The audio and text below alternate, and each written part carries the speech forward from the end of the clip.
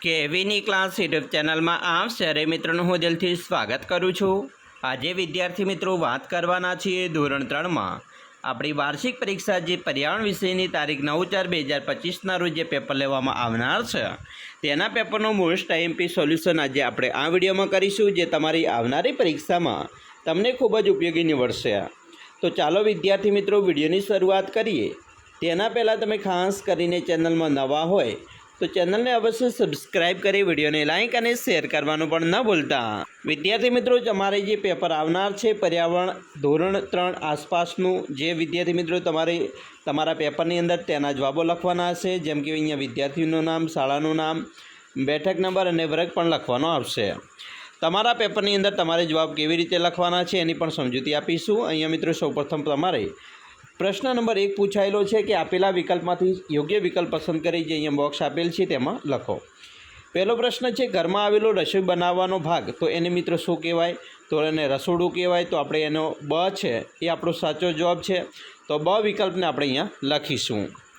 બીજું છે મોટાભાગે ખીચડી બનાવવા માટેનું જરૂરી અનાજ, તો એના માટે મિત્રો આપણે ચોખાની જરૂર પડે છે, જે આપણે કમાં આપેલું છે, તો અહીંયા ક લખીશું। 3 કયા વાસણમાં બનાવેલી વાનગી ખૂબ સ્વાદિષ્ટ હોય છે? તો અહીંયા જવાબ આવશે માટી, એટલે કે ક ઓપ્શન છે, જે આપણે અહીંયા લખીશું। ચોથું છે નીચેનામાંથી કયું વાહન 3 પૈડાવાળું છે? તો અહીંયા આપણો જવાબ આવશે રિક્ષા, ડ છે, જે આપણે અહીંયા લખીશું ડ। ચાલો વિદ્યાર્થી મિત્રો, પ્રશ્ન નંબર 1 છે, આનો બ છે। નીચેના વિધાનોમાંથી ખોટા શબ્દ છે ચેકી વિધાન સાચું બને એ રીતે ફરીથી લખવાનું છે।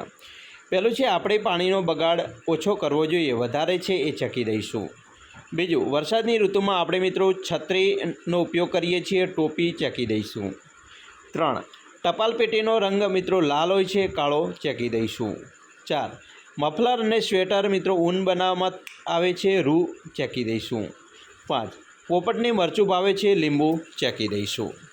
પ્રશ્ન મિત્રો 3 છે, માગ્યા મુજબ જવાબ આપવાના છે, જેની અંદર મિત્રો સૌપ્રથમ આપણે જોઈશું લાંબી ચાંચવાળા પક્ષી, તો બગલો અને લકડખોદનો સમાવેશ થાય, જ્યારે ટૂંકી ચાંચવાળા પક્ષીમાં ચકલી, ઘોડ અને કાબરનો સમાવેશ થાય છે। પ્રશ્ન 4 ઉપર જઈએ તો યોગ્ય જોડકા જોડવાના છે। અહીંયા મિત્રો પહેલું છે કરોળિયો છે, તો કરોળિયો જાળું બનાવે, તો આપણે અહીંયા નંબર 3માં જાળું લખેલું છે, તો આપણે 3 નંબર આપીશું અથવા જોડકા એ રીતે જોડીશું। બીજું છે મિત્રો ઉંદર છે, તો ઉંદર દરમાં રહે છે, તો 4 નંબર આપીશું, જે 4 નંબરમાં દર છે। એના પછી 3 વાંદરાનું ચિત્ર છે, વાંદરો ઝાડ ઉપર રહે છે, તો આપણે 5 નંબરમાં ઝાડ ઉપર મિત્રો લખીશું 5 નંબર।